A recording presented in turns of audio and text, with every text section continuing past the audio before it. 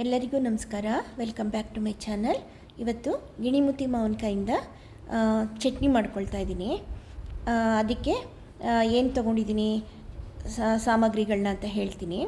ಒಂದು ಗಿಣಿಮುತಿ ಮಾವಿನಕಾಯಿ ತೊಗೊಂಡಿದ್ದೀನಿ. ಅದನ್ನು ಸಣ್ಣ ಸಣ್ಣದಾಗಿ ಪೀಸ್ ಮಾಡಿ ಇಟ್ಕೊಂಡಿದ್ದೀನಿ ನಾನಿವಾಗ.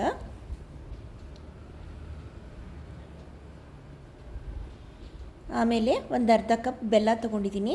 ಡೆಸಿಕೇಟೆಡ್ ಕೊಬ್ಬರಿ ತೊಗೊಂಡಿದ್ದೀನಿ, 1 ಕಪ್ ತೊಗೊಂಡಿದ್ದೀನಿ. ಬೆಲ್ಲನ ನೀವು ತುಂಬ ಹುಳಿ ಇದೆ ಮಾವಿನಕಾಯಿ ಅಂದರೆ ಒಂದು ಸ್ವಲ್ಪ ಇನ್ನೊಂಚೂರು ಜಾಸ್ತಿ ಹಾಕ್ಕೋಬೋದು.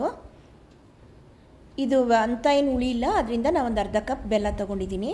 ಆಮೇಲೆ ರುಚಿಗೆ ತಕ್ಕಷ್ಟು ಉಪ್ಪು, ಒಂದು 15 ಒಣಮೆಣಸಿನ್ಕಾಯಿ ತೊಗೊಂಡಿದ್ದೀನಿ. ಗುಂಟೂರು ಮತ್ತು ಬ್ಯಾಡ್ಗೆ ಎರಡೂ ಮಿಕ್ಸ್ ಮಾಡ್ಕೊಂಡಿದ್ದೀನಿ. 1 ಸ್ಪೂನು ಮೆಂತ್ಯ, ಆಮೇಲೆ ಸಾಸಿವೆ ಮತ್ತು ಒಣಮೆಣಸಿನ್ಕಾಯಿ, ಇಂಗು, ಇದಿಷ್ಟು ಒಗ್ಗರಣೆಗೆ. ಅರಿಶಿನ ರುಬ್ಬುವಾಗ ಹಾಕ್ಕೊಳ್ತೀನಿ. ಕರಿಬೇವಿನ ಸೊಪ್ಪು ಒಗ್ಗರಣೆಗೆ. ಈ ಮೆಂತ್ಯ ಅವೆಲ್ಲ ಒಣಮೆಣಸಿನ್ಕಾಯಿ, ಬೆಲ್ಲ, ಕೊಬ್ಬರಿ ಅವೆಲ್ಲನೂ ನೀವು ಮಾವಿನಕಾಯಿ ಏನಾರು ಜಾಸ್ತಿ ತೊಗೊಂಡ್ರೆ ಅದಕ್ಕೆ ಡಬಲ್ ಮಾಡ್ಕೊಳ್ತಾ ಹೋಗಿ. ಈ 1 ಸ್ಪೂನ್ ಮೆಂತ್ಯ ಹಾಕಿರೋ ಕಡೆ 2 ಸ್ಪೂನು ಆ ಥರ. ಫಸ್ಟಿಗೆ ಮೆಂತ್ಯ ಹುರ್ಕೊಳ್ಳೋಣ, ಪ್ಯಾನ್ಗೆ ಹಾಕ್ಕೊಂಡು ಹುರ್ಕೊಳ್ಳೋಣ. ಉರಿಯೋಕ್ಕಿರೋದು 2 ಸಾಮಾನು, ಒಂದು ಮೆಂತ್ಯ ಮತ್ತು ಒಣಮೆಣಸಿನ್ಕಾಯಿ ಎರಡನ್ನೂ ಕೆಂಪಗೆ ಹುರ್ಕೊಂಡು ಪುಡಿ ಮಾಡ್ಕೊಳ್ಳೋಣ. ನೋಡಿ, ಇದಾಯಿತು. ಇವಾಗ ಒಣಮೆಣಸಿನ್ಕಾಯಿ ಕೂಡ ಅದಕ್ಕೆ ಹಾಕ್ಕೊಂಬಿಡೋಣ.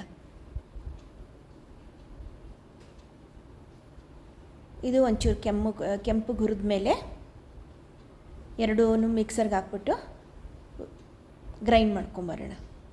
Dry grind ಮಾಡ್ಕೊಂಬರೋಣ.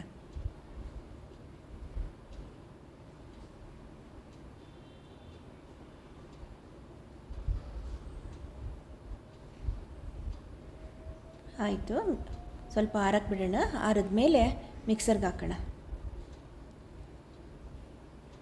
ನೋಡಿ, ಈಗ ಮಿಕ್ಸರ್ಗೆ ಹಾಕ್ಕೊಂಡಿದ್ದೀನಿ. ಪೌಡ್ರ್ ಮಾಡ್ಕೊಂಡು ಬರ್ತೀನಿ. ತುಂಬ ನೈಸ್ ಆಗಬೇಕು ಅಂತೇನಿಲ್ಲ, ಯಾಕಂದರೆ ಇದಾದಮೇಲೆ ನೆಕ್ಸ್ಟ್ ಬಾಕಿ ಉಳಿದ ಸಾಮಾನೆಲ್ಲನೂ ಹಾಕ್ಬಿಟ್ಟು ಮತ್ತೆ ತಿರ್ಗಾ ಗ್ರೈಂಡ್ ಮಾಡ್ತೀವಿ. ನೋಡಿ, ಗ್ರೈಂಡ್ ಮಾಡ್ಕೊಂಡು ಬಂದಿದ್ದೀನಿ. ಈಗ ನೆಕ್ಸ್ಟ್ ಇದಕ್ಕೆ ಕೊಬ್ಬರಿ ಹಾಕ್ಕೊಳ್ಳೋಣ,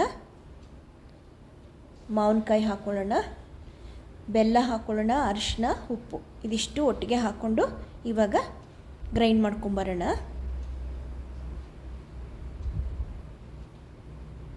ನೋಡಿ, ಮಾವಿನಕಾಯಿ, ಬೆಲ್ಲ, ಅರಿಶಿನ, ಇನ್ನೊಂಚೂರು ಬೆಲ್ಲ ಹಾಕ್ಕೊಂಬಿಡ್ತೀನಿ. ನಾನು ಸ್ವಲ್ಪ ಉಳಿಸಿದ್ದೆ.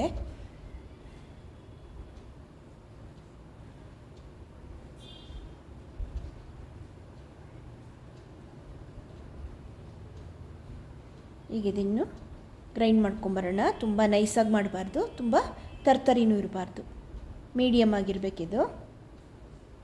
ನೋಡಿ, ಆಯಿತು, ರೆಡಿ ಆಯಿತು. ಅದು ಕೂಡ ನೀರು ಹಾಕಬಾರ್ದು, ನೀರು ಹಾಕ್ತಲೇ ಗ್ರೈಂಡ್ ಮಾಡಬೇಕು. ಒಂದು ಹನಿ ನೀರು ಸೇರಿಸಬಾರ್ದು ಇದಕ್ಕೆ. ಆ ಮಾವಿನಕಾಯಿಲಿರೋ ನೀರೇ ಇದಕ್ಕೆ ಗ್ರೈಂಡ್ ಮಾಡ್ಕೊಳ್ಳೋಕೆ ಈಸಿಯಾಗಿ ಇದಾಗುತ್ತೆ ನಮಗೆ.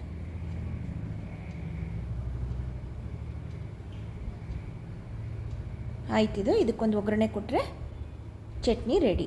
ನೋಡಿ, ಇವಾಗ ಕಾಯಿ ಹಾಕಿದೆ, ಕೊಬ್ಬರಿ ಹಾಕಿದ್ದೀನಲ್ವಾ, ಕಾಯಿ ಹಾಕ್ಬಿಟ್ಟು ಮಾಡ್ಬೋದು.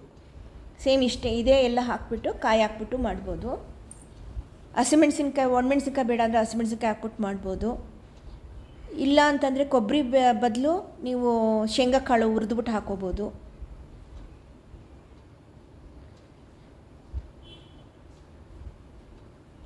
ಒಂದು ಇದೇ ಮಾವಿನಕಾಯಿ ಚಟ್ನಿನ ಒಂದು 4-5 ಥರ ಮಾಡ್ಬೋದು. ಎಣ್ಣೆ ಹಾಕಿದ್ದೀನಿ. ಈಗ ಒಗ್ಗರಣೆ ಹಾಕ್ಕೊಳ್ಳೋಣ ಅಂತ.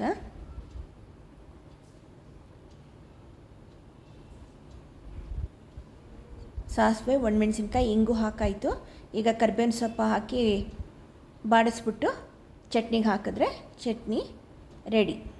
ಈ ಚಟ್ನಿನ ನೀವು ಚಪಾತಿ ಜೊತೆಗೂ ತಿನ್ಬೋದು, ಇಡ್ಲಿ ಜೊತೆಗೂ ತಿನ್ಬೋದು, ದೋಸೆ ಜೊತೆಗೂ ತಿನ್ಬೋದು, ಇಲ್ಲ ಅನ್ನಕ್ಕೆ ಗೊಜ್ಜು ಥರ ಕಲಿಸ್ಕೊಂಡು ತಿನ್ಬೋದು. ಇದನ್ನು ಈ ಚಟ್ನಿ ಹಾಕ್ಕೊಂಡು ಕಲಿಸ್ಕೊಂಡು ತಿನ್ಬೋದು.